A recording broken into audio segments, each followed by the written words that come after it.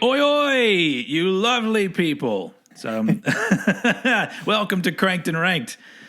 Cranked and Ranked is this podcast that you're listening to in case you don't know anything about this podcast. This is a podcast where me, Steven, a.k.a. Old Head, and my friend Eddie Sparxx, we rank rock and metal related things, band discographies, or, as in the case of today's episode, I pluralized something that I didn't even need to. We're going to be doing our top albums of a particular year. And so before we get into it, let's do all our introductions. I already said who I am, and I already said hello. Hello, Mr. Eddie Sparxx.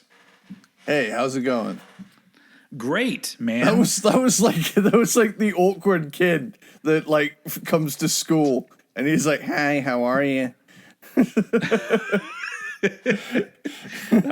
was always me. I was always awkward. When I was growing up, if there was any opportunity that I had to speak, my voice was cracking every time, no matter what. I still get that now. I would have hoped puberty would have ended by 23, but every now and again I'll still get, and it's usually around women too, which is frustrating because it's like, "Oh, hi, how was your day? Oh, fuck, now I need to, I'm gonna turtle myself under my shirt." Oh man. So yeah, we're here today. Today we're going to be ranking. So remember, everyone out there, we're not talking about the top albums of a year. We're talking about our top albums of the year. So our favorite albums. And this time we're talking about the year 1988. And because of me, this is going to be a top 10 instead of a top, because of, well, I mean, we were looking at the albums that came out in 1988, and I messaged Eddie, and I'm like, dude, this has to be a top 10 because I can't leave out this many albums. There's so many good albums in 1988. There's too fucking many. It's unfair. So we decided, it's pretty unfair. I don't know why they had to do that to us, but.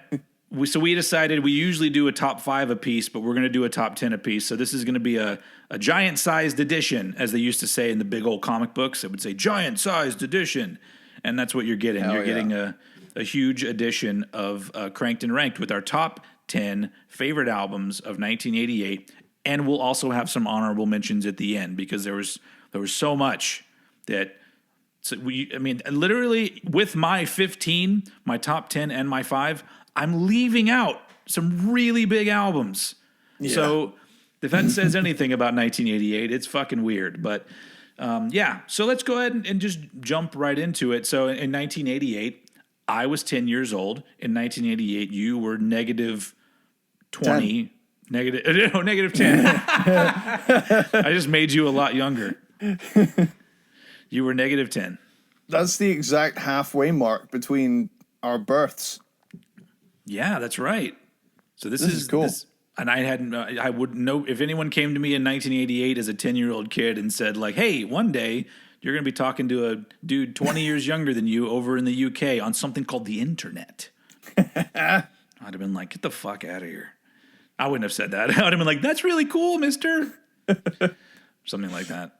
Anyway, so yeah, 88 was a big year for me because 88 was probably the year that I would say I started really getting into actual heavier music, because prior to 88, the rock I listened to was Van Halen, Bon Jovi,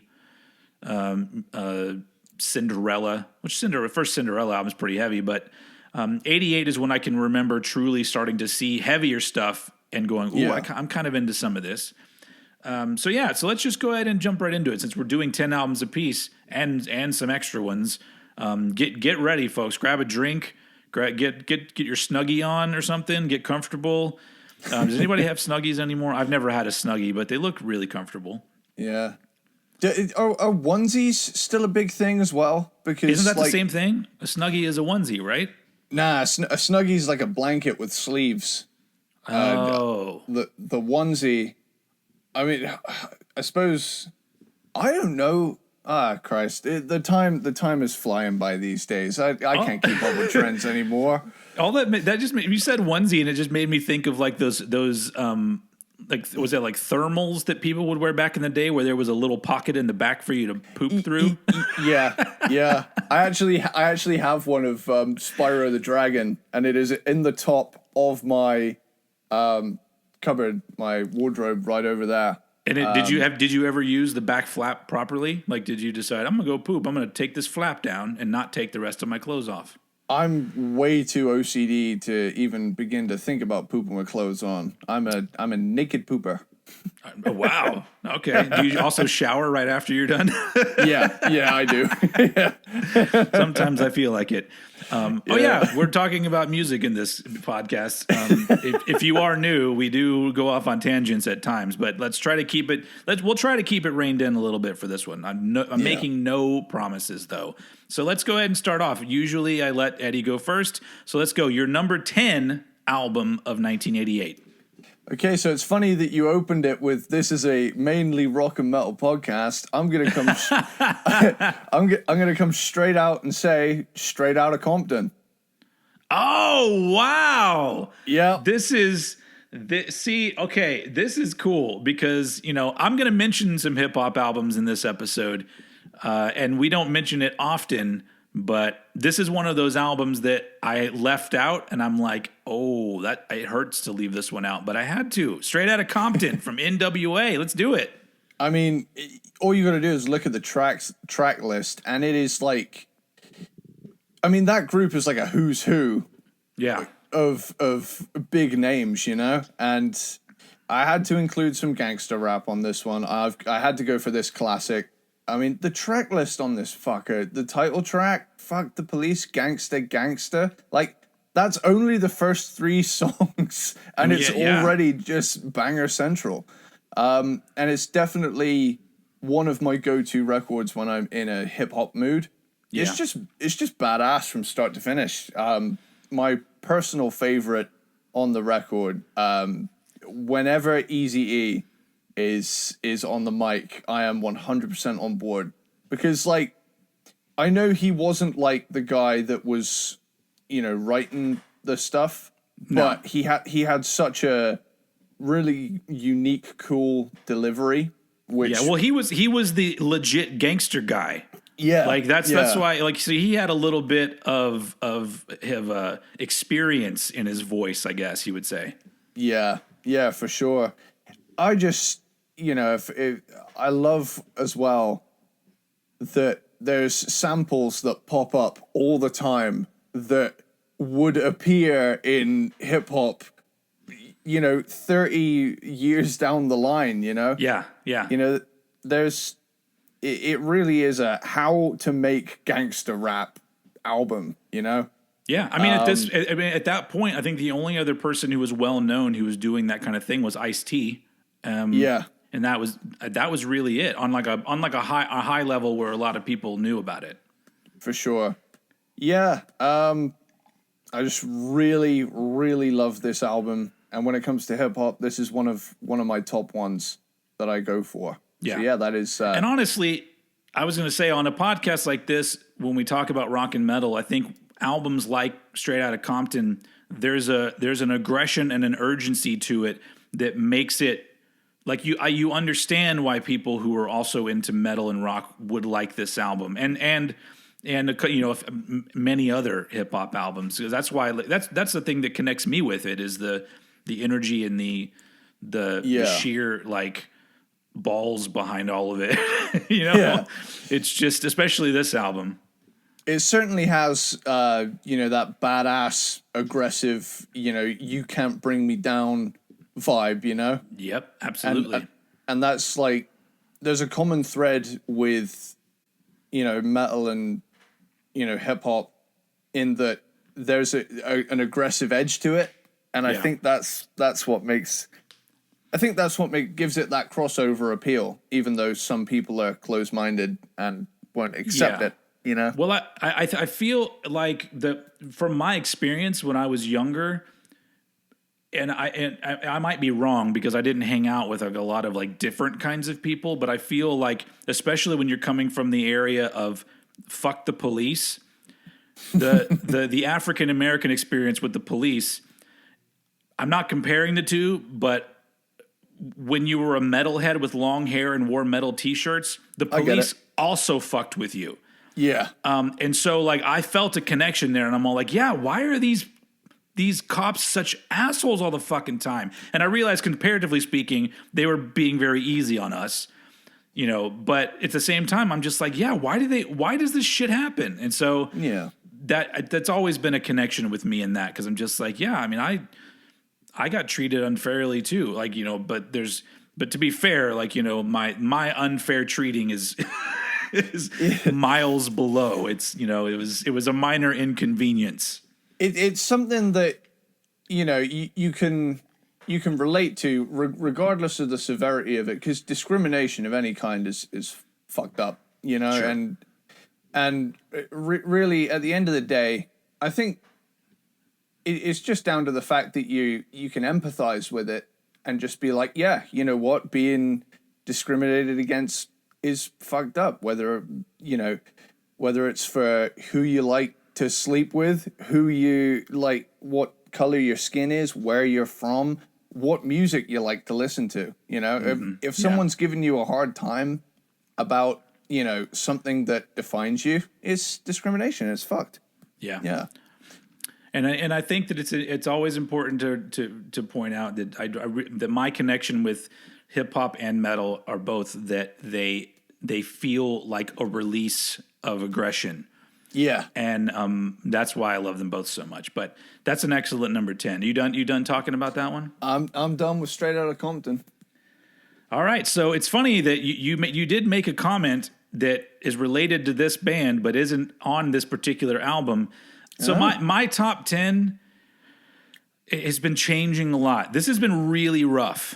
It's been things have been moving around, and I'm still not happy with it, but I have to stop now because we're actually recording this episode. But for my number 10, I decided to go with How Will I Laugh Tomorrow When I Can't Even Smile Today by Suicidal Tendencies. It's so funny because I had to leave this one off. and I felt really bad about it too. So I feel like we're covering each other's fuck ups here. Yeah. It's weird that it also feels weird putting this one at number 10, but man, I had to go back and listen to the albums that I thought would be my top 10, and then I ordered them just depending on how I felt. And but this one it's fucking classic. Like, this is Suicidal Tendencies, in my opinion, becoming the suicidal tendencies that everybody kind of knows. As much as I love their debut album, and Join the Army is great too, but this is the one where Mike Clark comes on board, and it just gets thrashier, and I think this is like the first one which is fully in the crossover thrash area, and it's just got all sorts of classic songs on it. I mean, Trip at the Brain is on here, Pledge Your Allegiance, How Will I Laugh Tomorrow, Surf and Slam, which is a fucking great sort of instrumental song. Yeah. But it's just, I love the vibe of this album. It's also one of my favorite album covers of all time, just because the dudes look tough as fuck. When I was a kid and I saw this album cover, I'm all like, I don't even want to listen to this band because they're probably going to be a bad influence on me just by listening to it. But eventually I got into them, and this album is just one that's really stuck with me. There's a lot of like thrash metal that you could make comparisons to other stuff and say the quality's not amazing, but for some reason there are some albums that they bring a vibe along with them. Yeah. That just makes me feel so good. And late 80s thrash, there's a few bands that have those albums that the sound and the feeling is all there, where I just go, this is the heyday of this shit. Yeah. So this one had to be on here. But unfortunately, it had to be number 10. So let's move on to your number 9. Cool. So my number 9 is Ultra Mega OK. Okay, Ultra Mega OK. Some Soundgarden on this one. This is another one that I left off. I don't want to give anything away. I'm going to stop saying that I left stuff off. So this Soundgarden album is really weird, and I love it because of that. You know, there's so many different vibes in every song, yet it feels cohesive with a distinctly sardonic edge to it. You know, early Soundgarden has this, you know, fuck you talent vibe where you never quite know when they're being dead serious or taking the piss out of the listener. So, you know, you got the spooky satanic metal interludes with, you know, 665 and 667 next to Beyond the Wheel, which is a real heavy doomy one. And the quote unquote Beatles cover at the end, which is 1 minute of silence, you know, and they're fun little sarcastic digs in between some like really cool moments, such as, you know, Flower, Beyond the Wheel, Head Injury, like, and the riffs on here, you know, again, it's kind of like that early grunge thing of Black Sabbath and Black Flag in the same room. Playing together, you know, with the punk edge to it, but like the doomy kind of approach. Yeah. But yeah. If anyone's interested and you haven't listened to it yet, we did a Soundgarden album ranking episode and we went really in depth in all their albums. If you're interested in that, and that this one obviously was talked about because it's the beginning of it all, really. Yeah. Yeah, it's a cool album. I feel like people don't give it enough credit. It's one of those that's, I don't know what it is. I've always felt like early Soundgarden gets kind of written off because it's not Bad Motorfinger or Super Unknown. But like, the thing is, the Ultra Mega OK, Loud Love, and, you know, Screaming Life Fop, that's all still really strong stuff. You know, there's a lot of bands out there that would, you know, kill to make this, you know? Yeah. And, I think that it just depends on where you came into Soundgarden, because I could see people that got into them on Super Unknown, they would prefer those albums because they did progress into being more melodic and I guess progressive in a way. More quote unquote alternative, but they always sounded like Soundgarden to me. Like I can take things from Ultra Mega OK and Down on the Upside and put them next to each other and be like, yeah, I can totally hear the similarities there. But it's a killer debut album. Yeah, it's awesome. But yeah, that's my number 9.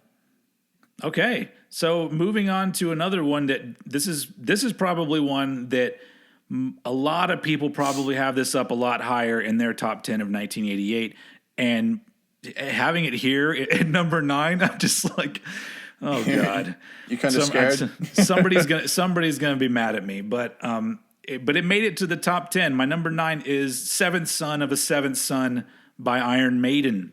Nice. And it's a fucking great album. It's weird. It really is. I've noticed that a lot of people don't care how you feel about an album. They care where it's ranked. So I did an Iron Maiden album ranking video. And I talked about how much I loved Seventh Son, but because I put No Prayer for the Dying above it, everyone's like, I can't even fucking take it seriously. And I'm just like, why can't I like both albums and I like one more than the other? It's just ridiculous.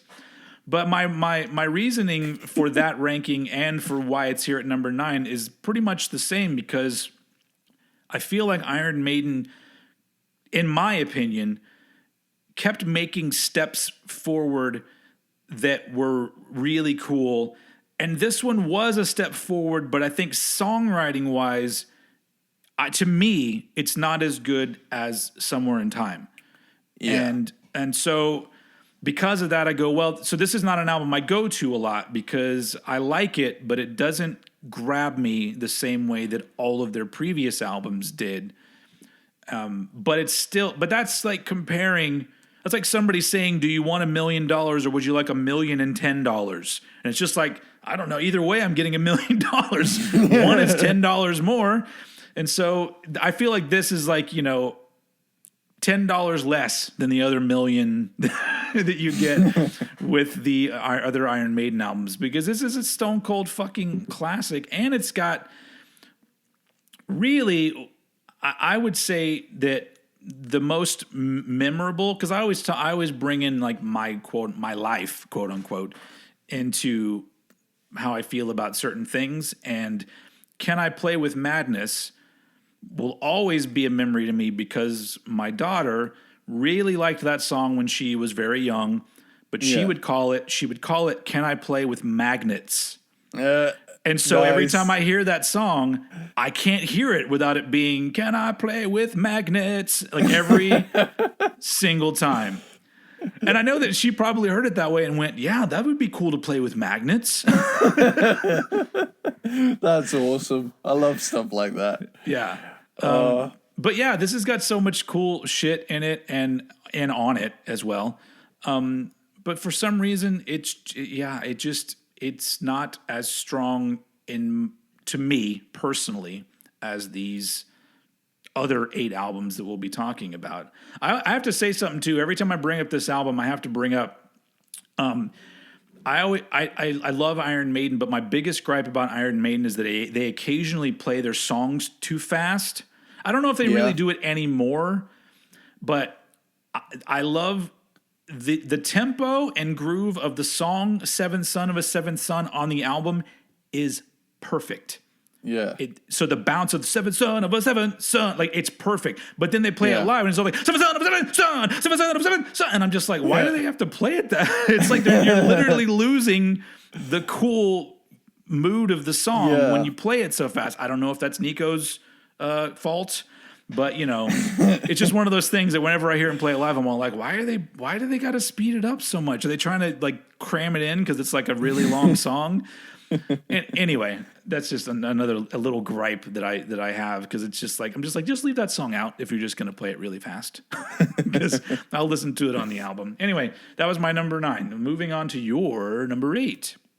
Cool. So my number 8, we're entering the thrash zone, people. I've got The New Order by Testament. Hell yeah, fucking classic. Yep. Testament's second album, chock full of killer guitar parts. And they really upped the production quality, within a year. Because, the thing is, their debut, The Legacy, is mastered really quietly. Or at least on the versions I've heard. Yeah. And, you've really got to crank it to hear everything that's going on. Whereas this one, everything's beefier, everything's up a little bit more, everything's a little bit clearer, and it really does their sound justice, because the riffs are crushing while retaining some serious speed. The guitar tone on this album is fucking great. Yeah, like it fucking chugs. And even though it's like an 80s thrash album, there's like a real groove to it when they lay into those riffs. Because even the quicker ones, they still have that catchiness to them. Like Eerie Inhabitants, The New Order, Trial by Fire, Into the Pit, like those 4 songs alone.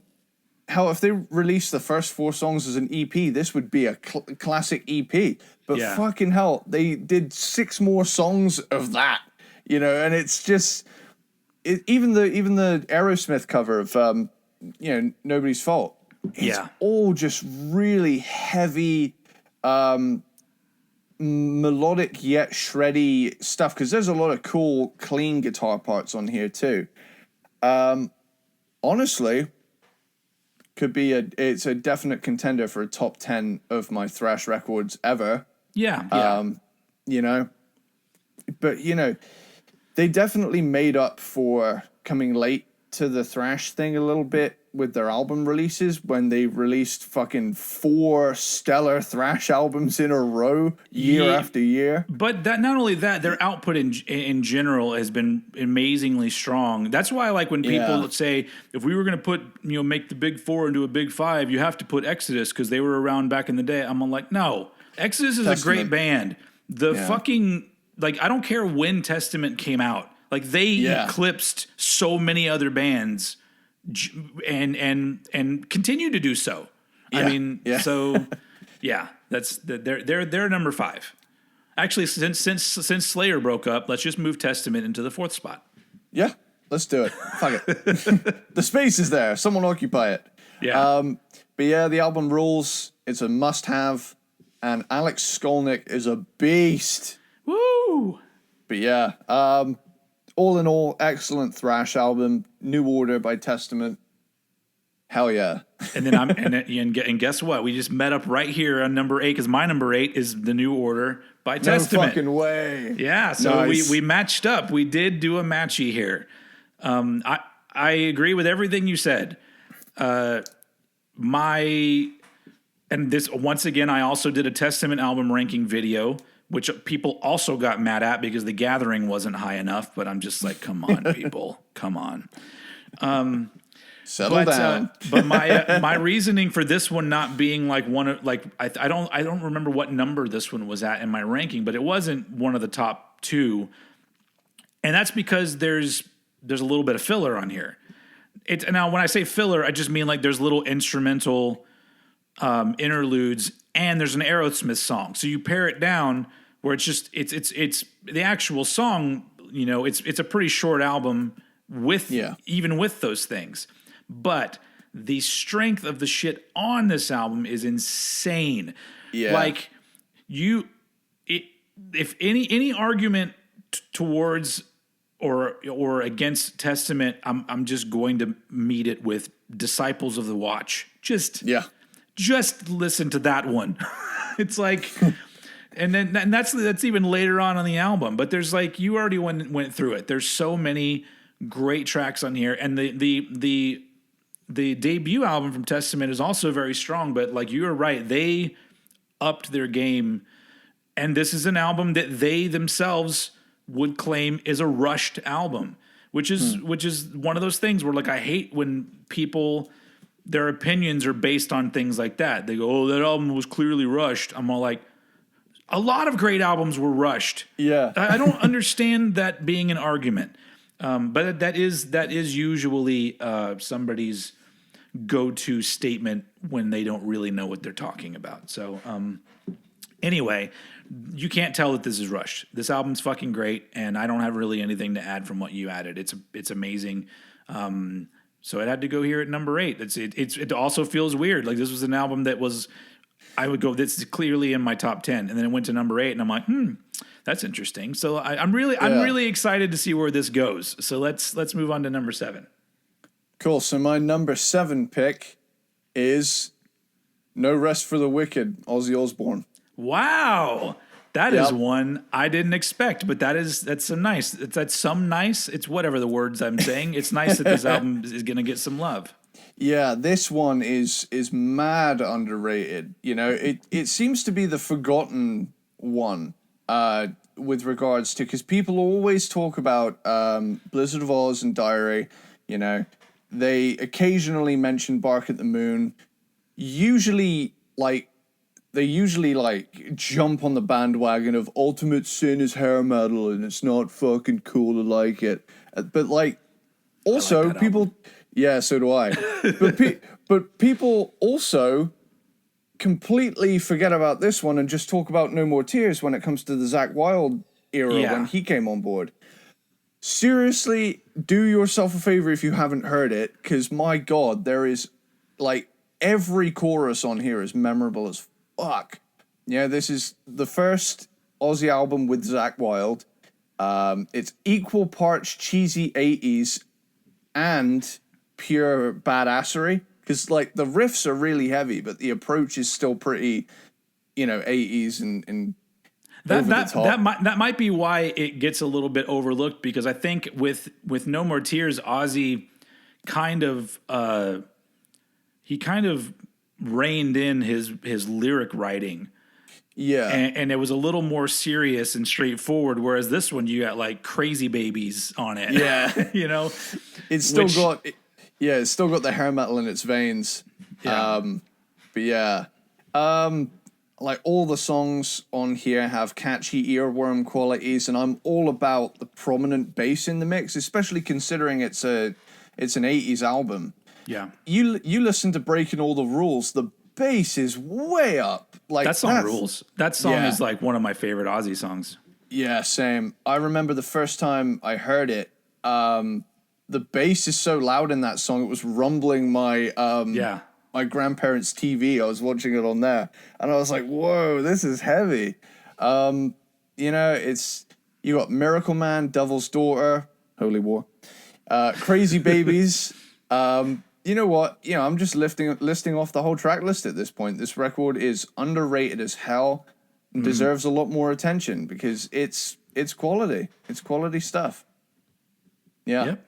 And it's Zakk Wylde before he got, as I learned from you on our Q&A, is before he got obsessed with pinch harmonics. Because it seems like now he just does it all the fucking time. Yeah. And I don't really know if there's any pinch harmonics on this album. There might be some, but there's no noticeable parts. From memory, I think they're just used for the occasional, you know, inflection. They're not like every other riff. But you know what? We gotta love him, considering that I'm the low rent Zakk Wylde, apparently, to some commenter on one of my old videos. Anyway, all right. So we're not going to meet up here with that album for my number. Okay. Are we at number 7 now? Okay. Yeah. Yeah. So for my number 7, this is another one that I look at it and I go, this is at 7? How is this not higher? But it's, God damn it, it's here. My number 7 is Operation Mindcrime by Queensryche. And this is a beast of a fucking album.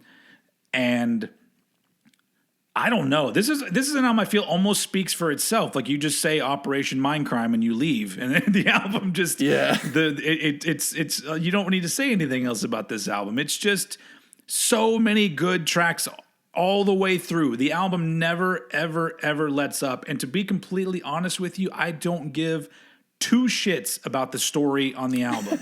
Every time there's a concept album, I'm always just like, I don't give a fuck what the concept is. Are the songs any good? And that's the thing about Operation Mindcrime, is that there's no bad moment on this album. It's just even some of the songs that weren't like the music video hits or whatever, they come on and there's memorable parts in every single song. And I gotta say it just because we're talking about them. I don't want to hear Queensryche without Jeff Tate. I don't care. But at the same time, I don't want to hear Jeff Tate without Queensryche. So I'm stuck here alone. But this is like the band where, to me, this was the strongest they ever were. Now, I love Empire, the album that came after this. But this is like, I feel like this is like them, the most perfect they ever got an album was this one. And it's following, what was it, Rage for Order, this before this one, which is also ridiculously good.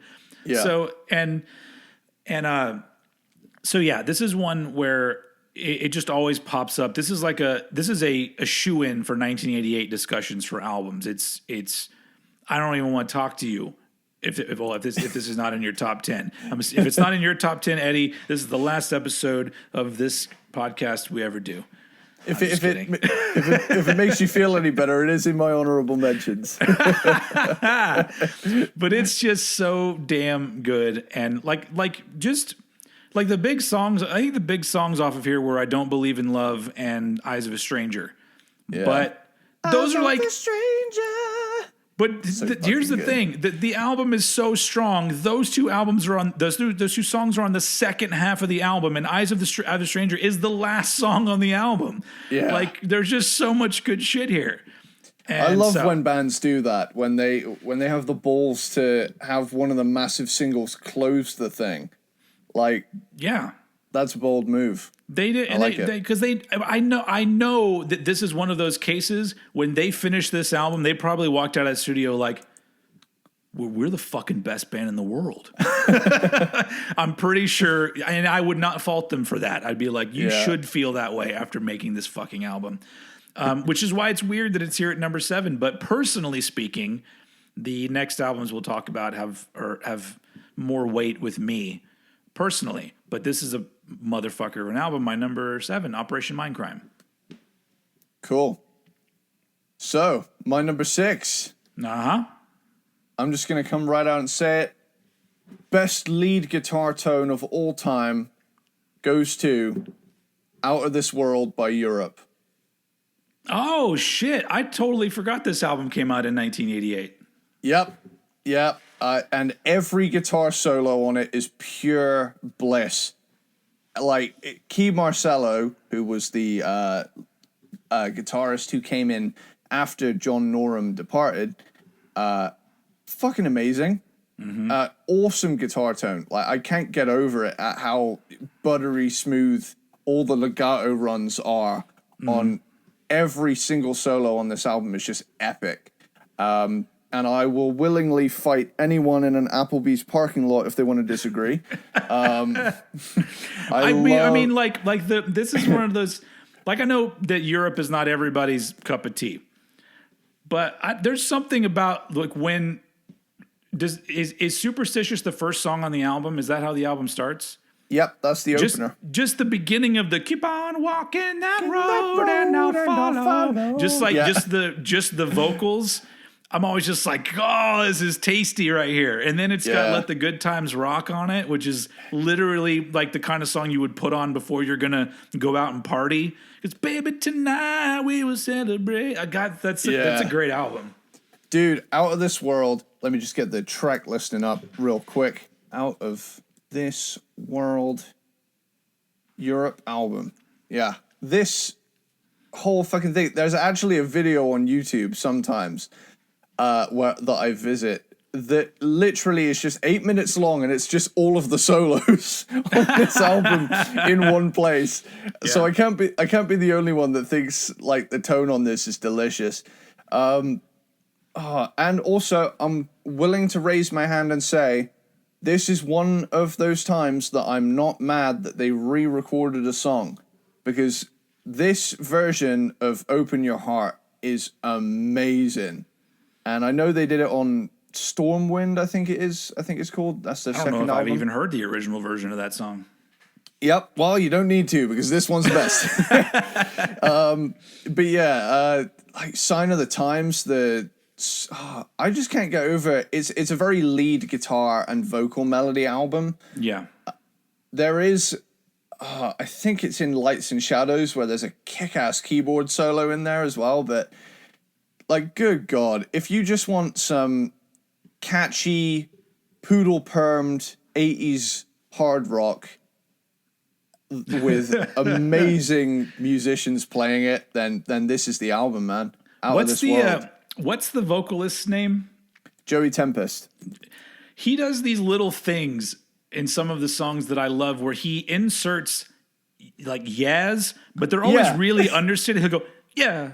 Yeah, I love that. Yeah, and I was just like, that's like the opposite of James Hetfield. Like, James Hetfield's yes are really big and mighty, and his are always just kind of like Oh, dude, yeah.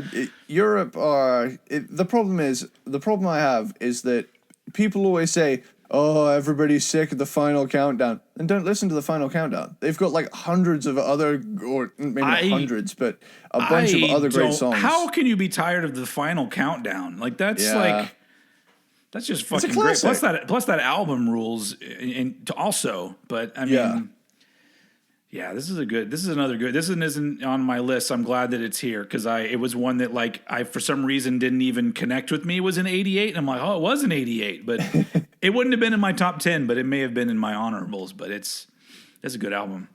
I'm loving how diverse we are so far. We got some gangster rap, some thrash, some grunge, some glam. Yep. Like hell yeah.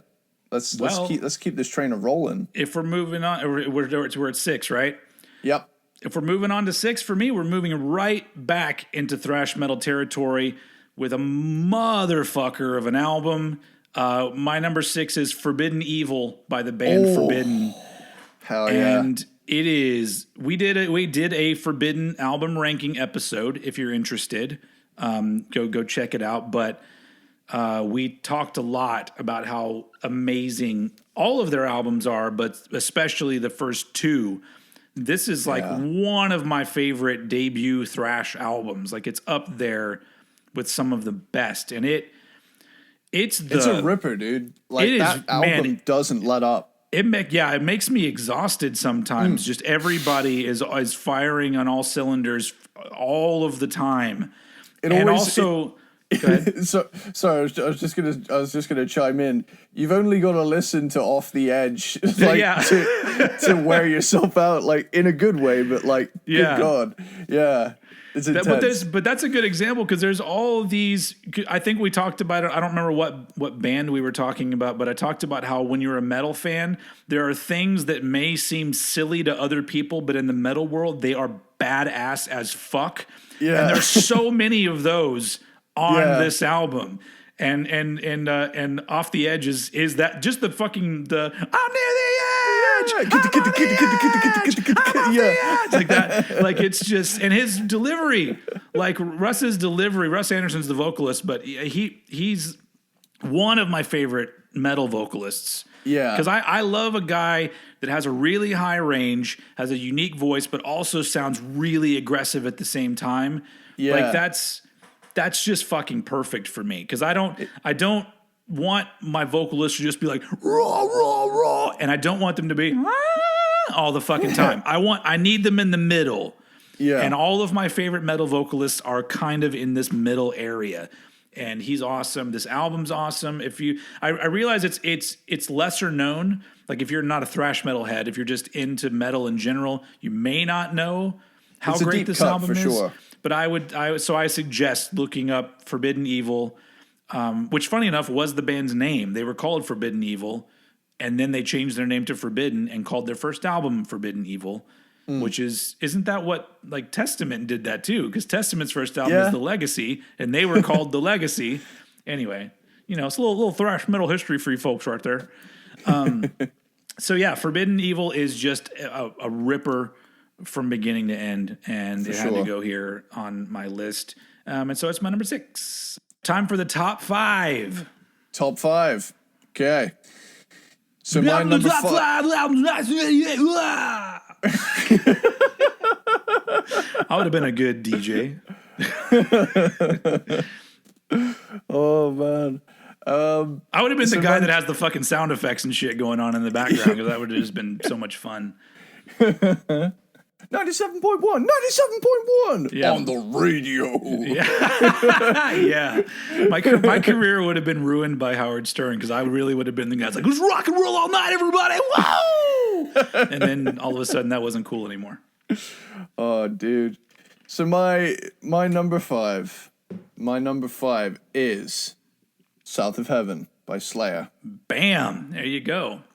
One of my favorite Slayer records. I love the focus on the slower tempos on this album. Uh-huh. And I mean, this is my favorite next to Seasons in the Abyss. And the main reason I love this album is that next to Hell Awaits, it's one of the most evil sounding things ever made. Mm-hmm. Like the scale choices, the way they write riffs is what draws me to Slayer. It's not the speed, it's not the solos that are just, randomly blasted out. Yeah. It's the riffs for me that draw me to Slayer because no one seems to sound like it, and when they do, it's like clear that okay, you're just doing a Slayer thing. Funnily enough, they're one of those bands that has an immense, they have a really stripped back sound, but nobody else quite sounds like them. Yeah. Like Slayer sounds like Slayer. So yeah, for me, I just love all of the slower, chuggier stuff on this one. It's a very ballsy move as well after making Rain and Blood, which was 29 minutes of speed. Yeah. And we did, once again, we did a Slayer album ranking, a 2-part Slayer album ranking. One of our earliest projects. Earlier on. So yeah, you can go check that out if you want to hear us really talk about this band. And this album is, I don't remember where, that's the beauty of these things, is I don't remember where we ranked some of these. And so eventually I'll go back and listen to them and go, what? Why? Or not. But yeah, South of Heaven next to Seasons in the Abyss for me are like my top 2. So whenever I hear this one, I actually had a yearly tradition on New Year's night where I would time it so that when the clock struck 12 midnight, the whole band would come in on South of Heaven. So Yeah. And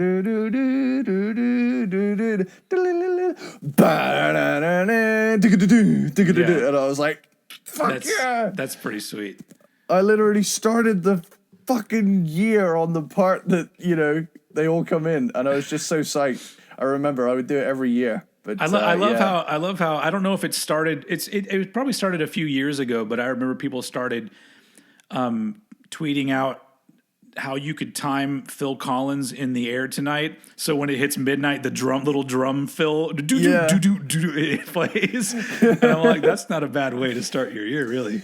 Well, that's what I did with I don't know if you remember, I did a Megadeth Sweating Bullets. You know when he goes, hindsight is always 2020. Oh yeah, I did that on New Year's night coming into 2020, and I recorded it. And that's awesome.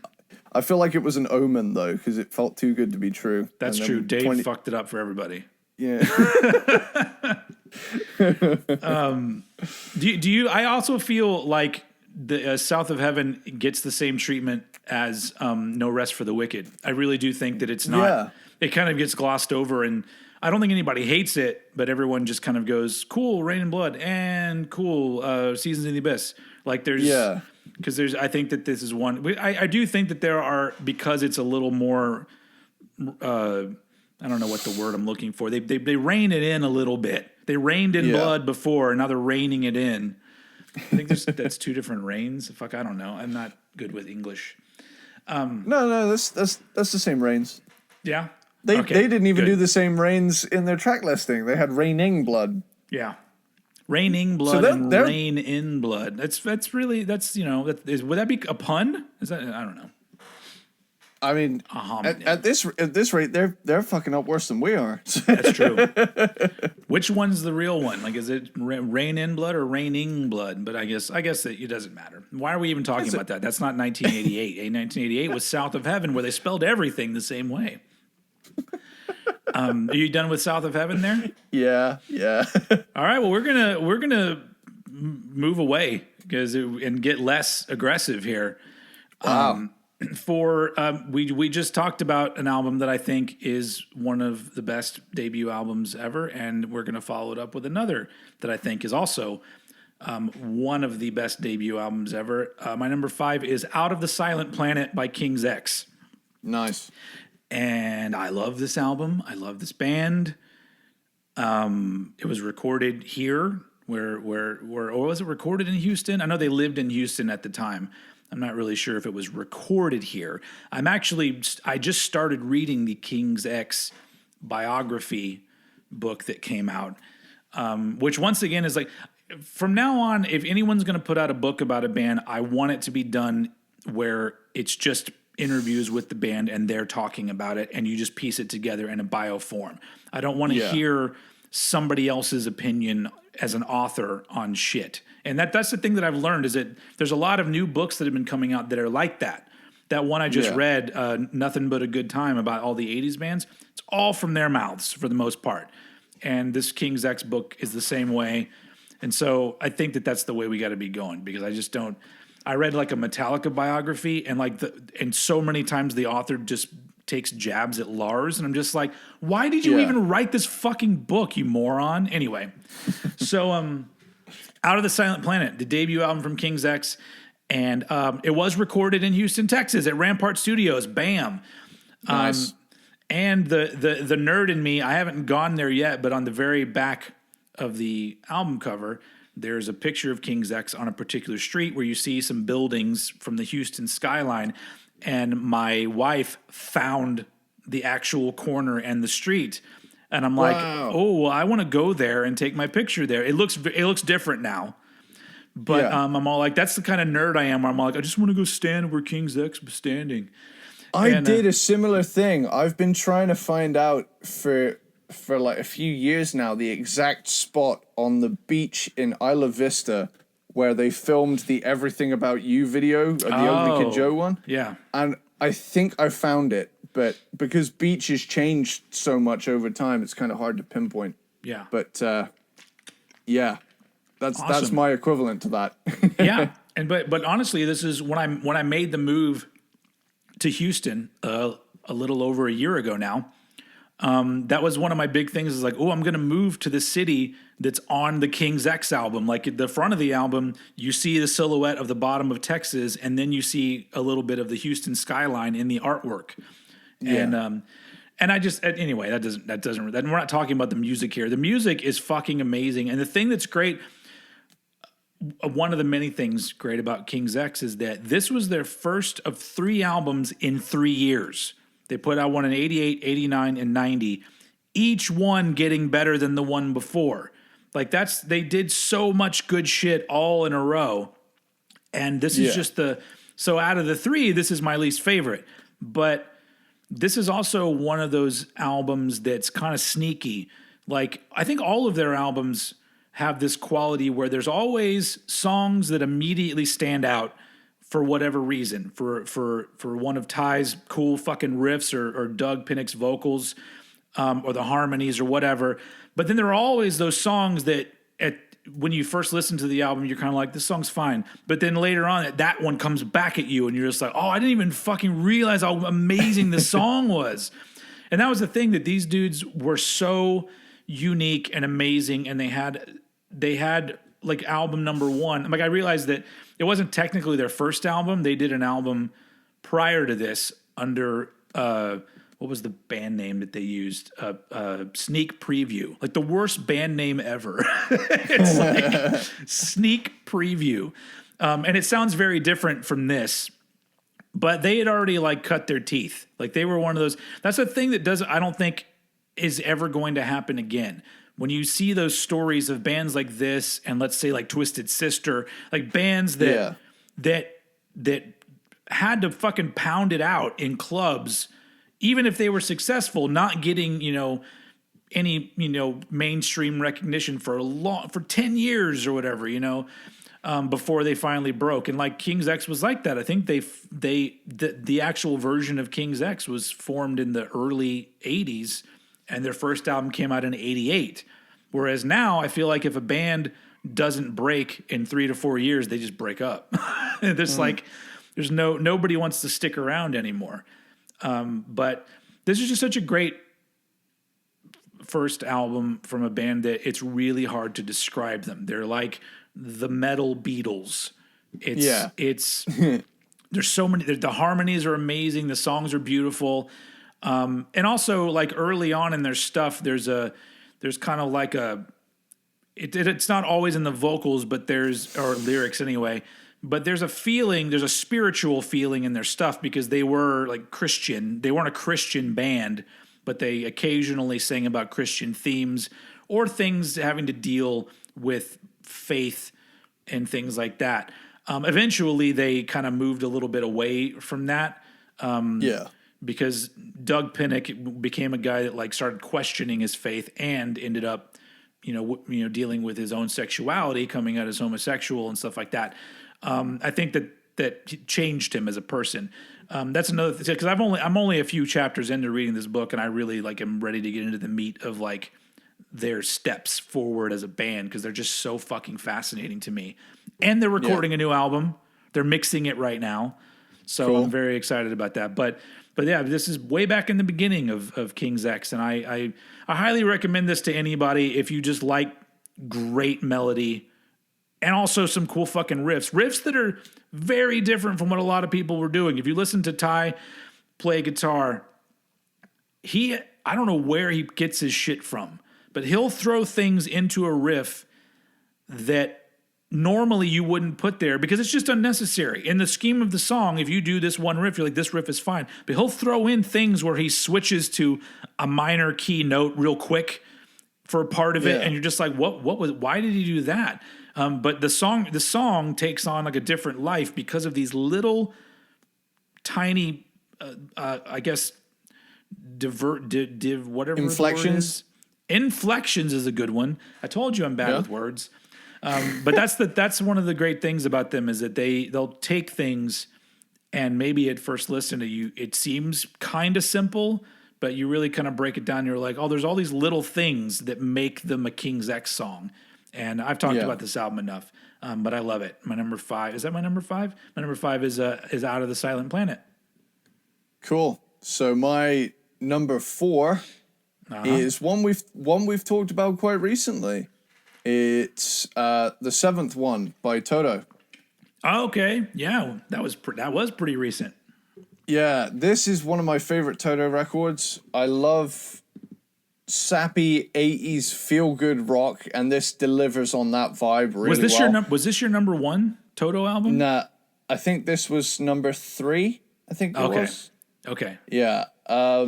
Lots of different types of songs, but with a cohesive 80s pop sheen to it. Yeah. I think we had quite differing thoughts on this record, but vocally speaking, yeah. Yeah. If you love 80s pop rock, then this is a hidden gem, especially if you like someone who is pretty much a baseline 80s pop singer on vocals. But yeah. I mean, I couldn't do it. I can't really talk that much shit about him. I could not sing those things. I mean, I love this record, and I think I have a vinyl of it right up there, which is fun. And we have a two-part episode of our Toto ranking that you can go listen to if that's something you're interested in. Hell yeah, check that out if you're a Toto fan. Hell yeah. We'd very much like for you to listen to our podcast. But I guess we did talk about that one recently. There's not much that you can. Yeah, I mean, like I say, it's a really good feel-good 80s pop rock album. Yeah. That's all I have to say about that. All right. So, all right, now this is going to be probably the most quote unquote unknown or the least known album in my top 10. And that's a fucking crime. And I'm just going to go ahead and say it. Every time I say that, it reminds me of that Vine where the kid is all like, I'm just going to go ahead and say it. I don't care that you broke your elbow or whatever he says. That kid rules. Anyway, my shit. My number 4 is the album Mind Wars from the band Holy Terror. And if you know this album, you're listening to this right now and you go, of fucking course it's in this list because it is ridiculously good. Like one of my favorite thrash metal albums ever. It's very similar to the Forbidden album, where if you thought that you get a little bit exhausted listening to the Forbidden album, this one is even worse. It is such badass shit from beginning to end. And I did a Bands You Should Know on Holy Terror a year and a half ago. And I talked all about their shit, but this is the album that, God, this album is so fucking cool. And honestly, like as great as the guitar work is, because it's amazing guitar, all the musicians that play on this album are amazing. But Keith Dean, the vocalist, he is one of my favorites because he can clearly sing. He's very aggressive, but he does things in his vocals where you just go, that was weird. And then the more that you listen to it, those weird things become badass things that he's just so fucking great. Like if you don't know this album, all I'm going to say, just go put on the song Do Unto Others and hold on to your fucking seat. That's all I'm going to say because it is ridiculous. I've got it lined up to check out right after this. Oh, have you not heard this album before? No. Oh no. God, you're welcome, sir. It is ridiculous. But you'll hear it and you'll think to yourself, why is this not a band that's in every conversation about thrash metal? It should be in every conversation. Like this to me, I know that this is probably an unpopular opinion. These guys should get talked about more than Violence. Violence are a great band. They also have a kind of unique vocalist. But this is way above what Violence did, in my opinion. Wow. Which says a lot, because Violence were a great band. I guess they are a great band. We'll find out. because I don't really know how this new material is going to go. But I'm going to hold on to my judgment. But yeah, Mind Wars by Holy Terror is ridiculous. Their first album's also really good. This is their second one and final album. There's no other albums because eventually, well, they broke up because they had really bad label support. But then eventually Keith Dean died, and so you can't have Holy Terror without fucking Keith Dean. It's ridiculous. But yeah, so my number 4 is Holy Terror, Mind Wars, a motherfucker of an album. Now we're on the top 3. Hell damn, yeah, man. Damn. This is gonna get good. It's already gotten good, but you know what I'm saying. I think you and I could match up on the top 2. But my my number 3 is Bullet Boys. Oh shit. Yep. Smooth opinion. I fucking love that song. It's so good. Drum sound alone, you love this album, I know. Yeah. Hell yeah. Pure 80s hard rock done incredibly well. Yeah. It's like an even beefier Van Halen. They do have some Van Halen qualities on this album. Yeah, like this is one of my top hair metal albums ever. This album has that 80s party vibe running throughout, and it doesn't let up once. There's no ballads here. It's all just, it's 40 minutes of hell yeah. That's true. There is no ballad. In the middle of when it got really popular to put ballads on stuff, they did not have one. Yeah.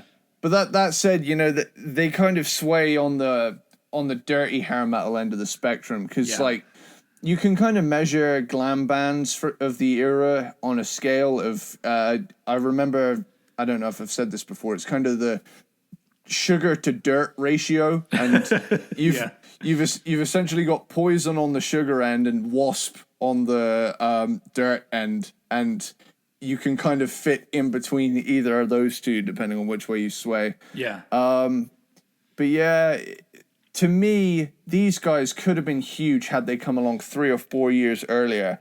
And as much as I love grunge, the casualties the 90s racked up in 80s hard rock bands is nonetheless a sad sight for me, especially promising acts like Bullet Boys came along. But at least we got anthems such as Hard as a Rock, Smooth Up in Ya, Shoot the Preacher Down. Yeah, and the rest of this absolute rager of an album is just, as far as this type of music goes, this is one of the meaner sounding albums. It's just badass from start to finish. Yeah, it's fucking great. Also, interesting side note. So Mark Torian, the singer, he eventually got Bullet Boys back together and had like a totally different version of the band. But if I remember right, prior to the pandemic kicking in, they announced that the entire lineup from this album is now in the band again.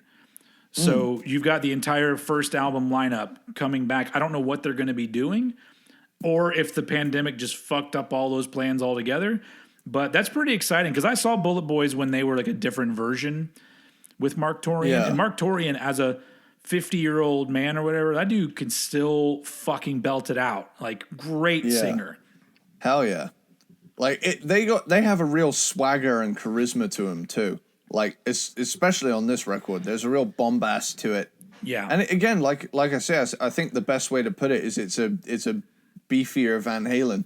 Yeah. I think it's actually recorded by the guy who recorded all the early Van Halen. I think, isn't it Ted Templeman or whatever? Or is that his name? It'd make sense, because they definitely captured a good vibe.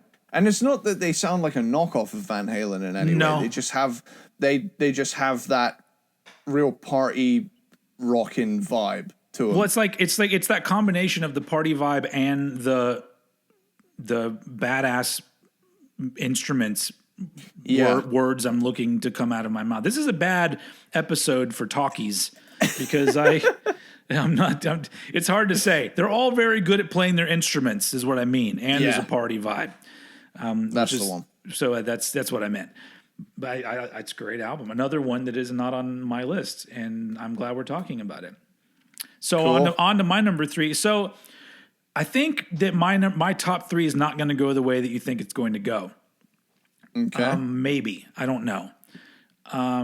But because my number 3 is one of my favorite albums of all time, and it's an album that if like my house was burning down, I would grab it and put it under my jacket or whatever, just so so it wouldn't get harmed. My number 3 is "State of Euphoria" by Anthrax. I knew this was coming. I knew this album was coming. I love this album. This was my introduction to thrash metal. It was my introduction to Anthrax. It was and is a really important album to me, and it's one that never gets old. And it's another one of those albums, like we talked about earlier, where people that feel like they have to have some kind of differing opinion just chime in and go, "That album was rushed." And I'm just like, yeah, we know. And the band isn't totally happy with it, but I've never understood like the bandwagon opinion thing. Yeah. It's either it's formed by something, and it bothers me because it's like, I can understand if you don't think this album is one of the best Anthrax albums, but there's nothing about it that screams this was rushed. The only reason why anybody says that is because the members of Anthrax said that it was rushed. If they had never said that, nobody would ever fucking talk about that. So it's like one of those things where the things that they said informed other people's opinions. And so if you don't like this album, great. But I love it. I love every song on it. And it has some of my favorite Anthrax songs. And also, like, I love this vibe of Anthrax. Like, I know that's another thing they say is like everything was bright and we were all in shorts and colorful shirts. And I'm like, well, that was what set you apart from other fucking people. And then when Persistence of Time came out, as a badass of an album that is, you just look like a bunch of other metal bands. So it's like, I know that the look isn't supposed to matter, but when State of Euphoria was out, I didn't feel like they were putting on a costume. I feel like they were dudes that dressed this way, and that's what they wore on stage. So in a way, they put on costumes for the next album. So anyway, I love this album. I think we've talked about this band. We have not done an Anthrax album ranking, and that one will be coming. Probably not soon, because so far we've already knocked out 3 of the big 4, and I feel like I don't want to. I feel like I want to like let this one, give it a little bit of room before we let it marinate a little. Yeah, because it's once we've done that, then we're just done. Then we're not done, but you know what I mean. We're done with the big 4, and that's just. I seem like those are really big, interesting discographies. I don't know what happened there in my head. Anyway, we could petition. We could make it a big 8 and then a big 16, and then just exponentially just start adding bands. Do you guys remember back in the day when the big 800 was just the big 4? Anyway, so this has got a lot of great songs. Obviously, it's got Antisocial on it, which is a very well-known song. Just to go back to me nitpicking about bands that I love, because I nitpicked a little bit on Iron Maiden, I don't really need Anthrax to play Antisocial live anymore. No? No, because I feel like even though it's a big song for them, like they play, like every time I see live footage of them, and I've only seen them live one time, but it was exciting to see them, but I'm all like, they have all these other songs that they have to leave out because they feel like they have to play Antisocial and Got the Time. And I'm just like, well, those are great and all, but like, let's switch things out and do a tour where you play deep cuts, because the thing that is great about Anthrax is that their deep cuts, for the most part, are just as good as the songs that everybody fucking knows. Yeah. So I would rather hear them play "Make Me Laugh." I would when they throw that song in there. Throw in I think they've played "Now It's Dark" at some point. But anyway, amazing album from an amazing band. One of my favorite bands. One of my favorite albums. It's amazing. It's at number 3, which tells you a lot about the quality of the next 2 albums that I'm going to be talking about. Because if it puts this album at number 3, then it's got to be badass. And so I'm going to throw it over to you for your number 2. Okay, so my number 2. Now, I'm hazarding a guess here. Is it the same as yours? Here it is. Vivid. I'm not saying anything. just talk about Vivid. Okay, so By Living Colour, by the way. one of the most inventive albums ever. Yep. I mentioned in my Behind the Album episode that this is an excellent everything album. Yeah. Because this delivers so many flavors at once, and it is incredible from start to finish. Mm-hmm. Rock, metal, funk, hip hop, punk, blues, it's all in there.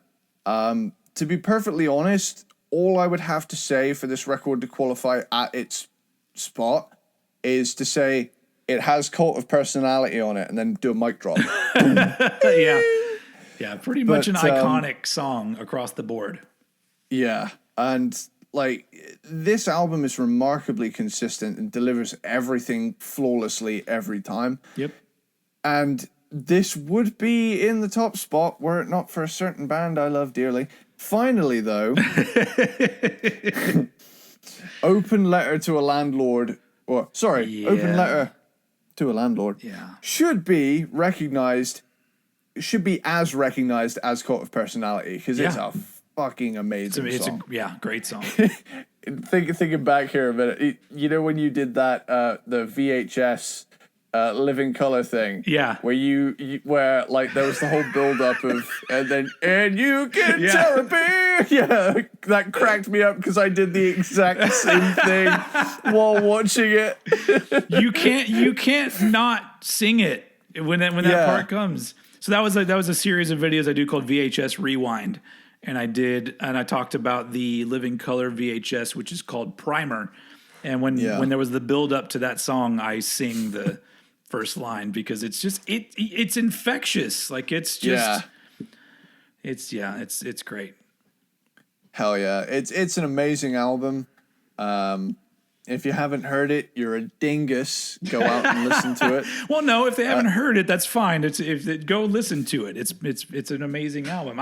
But to be fair, like I could see some people not being into this. Like if we're talking to like metal crowds. Yeah, if you're a dingus. There you go. Okay, that's true. If you're a dingus, you're not going to like it. That's what it is. Anyway, are you done here? Yeah. All right. I know it's gonna surprise everybody out there. But my number two is "Injustice for All" by Metallica. This was it was weird putting this at number 2, but I feel good about it. I feel good about my placement here. Fair enough. Do we even need to talk about Injustice for All? I mean, we did a Living Colour ranking, but we also did a Metallica ranking, where we talked about this album a lot, and it is amazing. It's an amazing album. Yeah. And it's just it's a very important album. It's honestly I would say it's probably the thing that has a direct link to me getting into like really heavy stuff, because this, I think when I heard Injustice for All, it was the most aggressive thing I had ever heard, you know, and then flash forward a few years and I'm into like death metal and shit. But I think at the time, just the overall feeling of this album, like it's pummeling. It's very serious. There's, you put this up next to State of Euphoria, like everything about it. It's like light and dark. And we talked about it a lot on the Metallica ranking episodes, but I love the way this album sounds. I don't care about the bass. It's the same exact thing with the Anthrax album. The only reason that anybody harps on and on about the bass is because people talked about it. Like, when this album came out, I didn't care. Like, I will admit that I was like, it's really weird how you can't really hear the bass. And then that's the last thing I thought about it.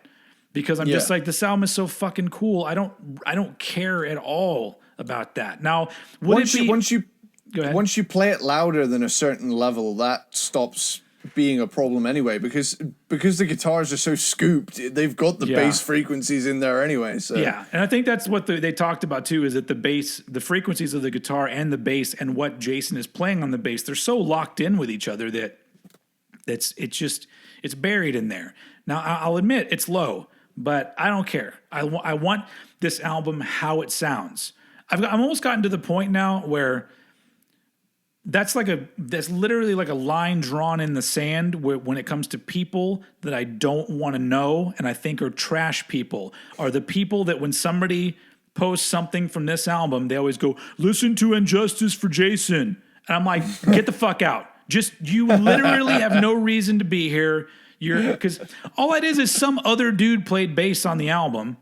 Yeah, because they didn't have the master tapes. They didn't turn the bass guitar up. Somebody else played the bass over it, and I don't care. I don't want to hear it that way. And I love that when they put out the remastered version, they didn't bother turning up the bass because the album is a classic the way it is. End of story. So I don't care. Yep, that's the thing, and it's my number one. So we'll just keep talking about it. Yeah, let's move on over to number one. Yeah, so And Justice for All is my number one. I can't lie, I knew this would be here.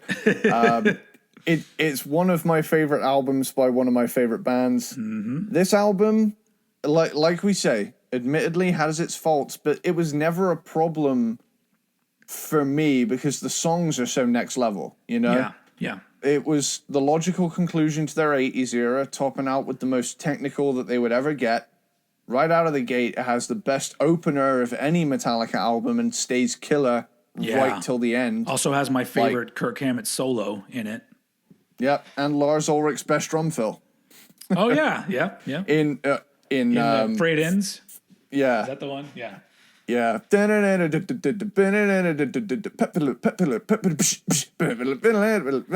you mastered that on your drum kit yet?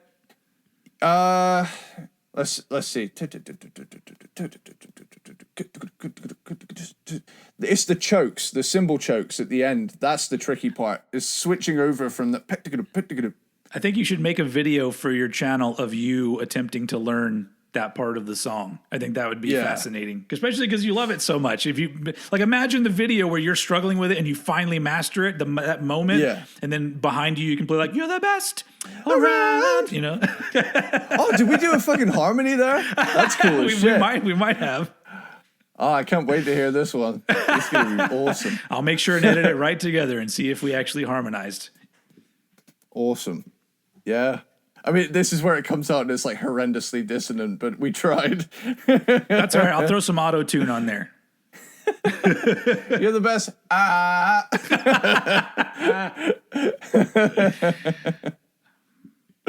But yeah, awesome album. Yep.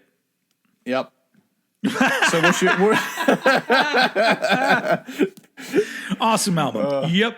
This is when we really get into the meaty stuff here on Cranked and Ranked. Are you done? Are you done talking about it? I'm wrapped up on Injustice for All. Cool. We did a crisscross. My number one is Vivid by Living Colour, and so initially Justice was my number one and Vivid was my number two. And like for some reason I kept looking at it. I mean, like you know, like I said, you see certain albums and you go, it hurts putting it at this number. And then having Vivid at number two, I just went, this is wrong. This feels wrong. And so I swapped them in my list and I looked at it and I felt like a calm come over me. I went like, this is what it's meant to be. The planets have aligned. The planets have aligned. Living Colour is one of my favorite bands of all time. Vivid is my favorite Living Colour album. It's say the same way that I feel about like King's X. I don't think nobody sounds like Living Colour. People do different versions of what they have done, but none this fucking well.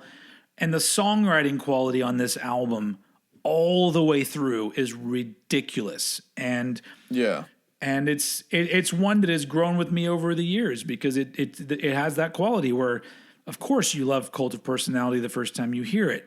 But years down the line, you hear Desperate People and you go, fucking A, man. Like, I knew this Yeah. was good, but now that I'm focusing on this particular song, it is insane how good it is. And there's all sorts of that on this album, and it's got a cool variety of songs, and the performances are amazing. Everyone in that band, well, everyone that's ever been in that band is amazing, but on this particular album, just the introduction of Corey Glover on vocals, the dude fucking rules. Another one of my favorite vocalists of all time. We talked about this. We also did a Living Color ranking, so we've talked about this album enough, but it just feels so right having it at my number one, which makes sense because Injustice for All is not my favorite Metallica album. So, if you're talking about like a mathematical equation of putting lists together, Vivid should be number one because it's fucking amazing as fuck, and that's all I have to say about it. So, yeah, Living Color is my number one. So we did a nice little crisscross, but now that we've talked about our top 10, which that's all done, now we have honorable mentions where I exhausted myself trying to just make it 5 honorable mentions. Eddie did not do that. He doesn't care about your time. So he's got a few more. But I'm going to let you go first with your honorable mentions, though. Okay, so my honorable mentions: Forbidden Evil, which you've covered. He's the DJ, I'm the rapper. I'm clapping for you there. That's Yep. Have you noticed that now me, the hip hop fan, have brought up no hip hop albums. You've brought up 2. Yep. I love it. That's He's the DJ, I'm the rapper by Fresh Prince and DJ Jazzy We also Jeff. did a ranking of Jazzy Jeff and the Fresh Prince, which was the first sort of left field kind of thing that we did, and it was fun as fuck. Great album. Hell yeah. I love that this show is turning me on to stuff that, I wouldn't have previously even thought to seek out. But, I was a huge fan of Fresh Prince, Fresh Prince of Bel-Air. So I was like, oh, hell yeah, let's just fucking go for it. And now I've got a bunch of albums saved, and I will eventually get physical copies of. How Will I Laugh Tomorrow When I Can't Even Smile Today is another one that I wish could have made the top 10, but was just eked out just a little bit. It was briefly in there, but, it got pushed out. Nothing Shocking by Jane's Addiction. Good one. That's a good album. Open Up and Say Ah by Poison. That one feels like a greatest hits. I thought that might be in your top 10. I was thinking it too, but I looked at it and I thought that the rest of the albums I put in there had a little bit more substance, which is ironic because Poison probably had a lot of substances with them. But yeah, Operation Mindcrime is in here. Seventh Son of a Seventh Son is in here. That one hurt to not put on there. This one, of all the ones that hurt me the most, it fucking killed me to not put So Far So Good So What in the top 10. And finally, State of Euphoria, which I'm really getting into Anthrax recently. I've been watching live footage of them, and they, honestly, I would say probably next to Metallica, probably have the best live energy. Hell yeah. The Big Four. Yeah. Yeah. Absolutely. Cool. Awesome. That's your honorable mentions. So the interesting thing about mine is that in order to pare it down to 5, I left out like albums that you've mentioned that, like, of course you talk about those in 1988. I'm like, no, I had to, because of these, I had to leave so many great albums out. So here are my 5 honorable mentions. First off, No Place for Disgrace by Flotsam and Jetsam. Nice. So good. And it's the second Flotsam and Jetsam album, but it's I think, God, it's just to me, like, the first one's good, but this is like fucking great. And Flotsam and Jetsam is another one of those bands that's still making great shit. Also, the debut album from LA Guns had to be mentioned on here because it is so good. And I love the fact that album, it's almost like they're they're because they're related band wise to Guns N' Roses, for their history, but I love how the LA Guns album almost sounds like the punk rock version of Guns N' Roses. Like it's more stripped down. It feels more dirty, which is weird to say because I think at the time you listen to Guns N' Roses, you're like, these dudes seem like they have a bottle of Jack Daniels in their hand and they haven't bathed in 3 days. But for some reason, the LA Guns album sounds even more grimier than that. Yeah. And it's got so many great songs in it. And we get to just like you and I are trading between two countries, LA Guns, because you got Phil Lewis, who's from the UK, who was literally in a band. He was in that band Girl with the Def Leppard guitar player, Phil Collin. Yeah. And so, that's I always thought that was interesting that this guy, a UK singer, comes over here and then joins LA Guns. And I love him as a vocalist too. My next one, the only one that we're crossing over on, Open Up and Say I had to put that on here because it's a fucking blast.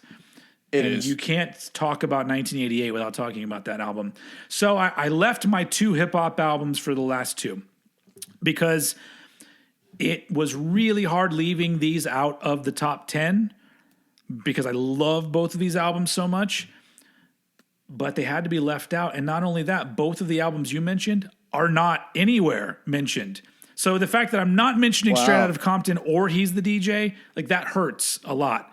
But I had to bring up, number 1, the album Strictly Business by Epmd, which is, Epmd is one of my favorite hip hop groups, or they're a duo, really.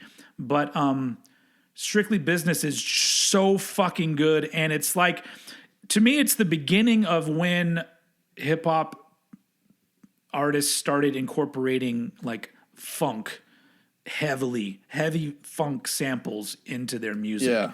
I feel like there are so many samples on the first EPMD album that you'll hear it and you'll go, oh, this was used in that really popular song that came out in the 90s. It's like they did it here first. And then, of course, I don't know, you can't talk about 1988 without talking about the album It Takes a Nation of Millions to Hold Us Back by Public Enemy, which, it's a fucking classic album. And It Takes a Nation of Millions was almost in my top 10, but it got kind of booted out at the last minute. And I was like, you know what? I'm just going to make my top 10 a little bit more cohesive as just a rock and metal top 10, and I'll mention these classic hip hop ones at the end. But that's just really when Public Enemy to me became amazing, because their first album is great. This one's amazing. And it's connecting it to metal. It's the one that has Bring the Noise on it, which they mention Anthrax. And it has a Slayer sample in the song She Watched Channel Zero. So it's like, it's connected to the metal world there. But so I know I hate it because you didn't mention this album, and I know that you did extra. I'm adding in an extra honorable mention because I thought you might mention it and you didn't. Long Cold Winter by Cinderella is really good, and that one was the one that I think got booted last. So I'm just going to throw that in there. Long Cold Winter, the second Cinderella album, way more bluesy than Night Songs. But tons of fucking great songs on it. So I'll stop there. But if you listen to my top 15, I didn't mention Slayer or Megadeth. It's like it's just the fact that and those are great albums. So that gives you an idea of why I had to say to you, dude, this has to be a top 10, because if we didn't make it a top 10, I would be leaving out so much cool shit. So 88 was a great year. And I'm glad that we got 4 different hip hop albums into this episode, because that makes me happy. But hell yeah, man, that was rough, but we did it. We did we did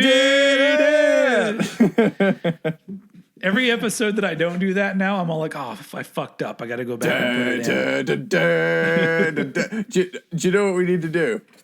We need to, I tell you what I'll do. If you send me a few audio clips of you going, yeah, we did it. I'll like mouth the guitar parts and the drums and stuff, and I'll make a little jingle for us that we can sing along to at the end. Okay. How about that? Okay. Yeah. That you got it, buddy. That's amazing.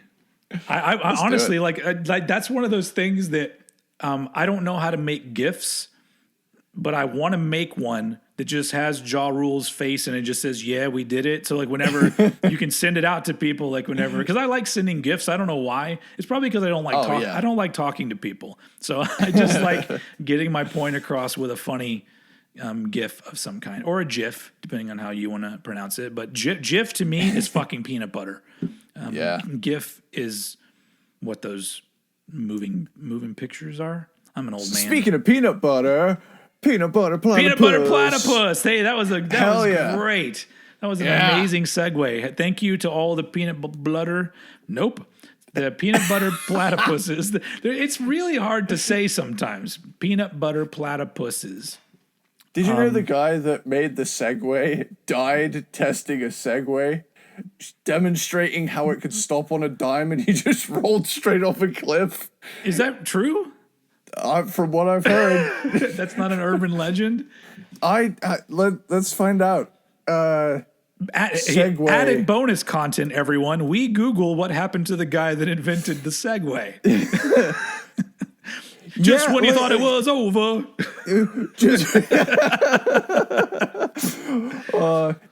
What was it? Jimmy Hesselden, OBE, died 26th of September 2010, age 62.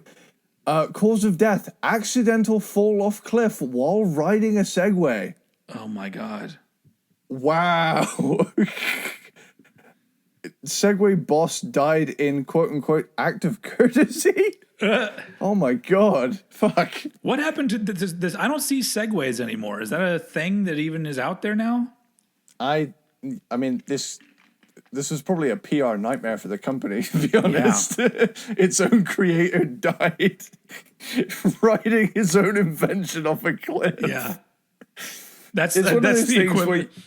I was going to say that's the equivalent of Elon Musk like trying to show off the self-driving car and then it drives itself off a cliff. It'd be like, or just runs him over. To be fair, it did drive itself off the cliff.